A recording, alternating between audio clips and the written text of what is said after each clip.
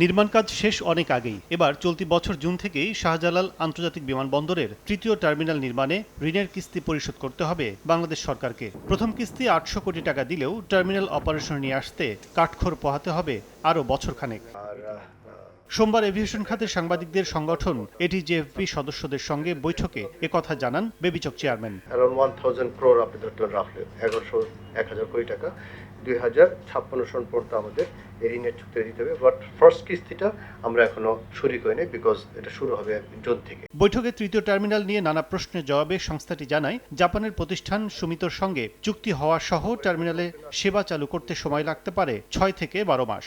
এটা চুক্তি হওয়ার পর ওরা টেস্টটা করে যে ফেল সেফ করে যেন এটা আবার কোনোভাবে ঝামেলা না দিতে পারে, সেটা করার পর তারপর আমরা এটা ফুললি অপারেশনাল করব। সেটা করতে আমার বিশ্বাস এবং এভিয়েশন এক্সপার্টরা বলেন সেটা করতে 6 মান্থ প্লাস 6 মান্থ টু 1 ইয়ার আমরা আশা করছি। ইফাদ রোশেক স্পার্ট মিক্সে আছে সবচেয়ে বেশি মশলার সংমিশ্রণ। ইফাদ রোশেক স্পার্ট মিক্স মশলা। বেবিচক নিশ্চিত করেছে, এককভাবে বাংলাদেশ বিমান নয়, গ্রাউন্ড হ্যান্ডলিংয়ে বিশ্বমানের সেবার লক্ষ্যে যৌথভাবে কাজ করবে বিদেশি প্রতিষ্ঠানও। প্রথম দিন থেকে বিমানের সাথে একজন গ্রাউন্ড হ্যান্ডলার বিমানের সাথে একজন থাকবেন, এইটা আর কি।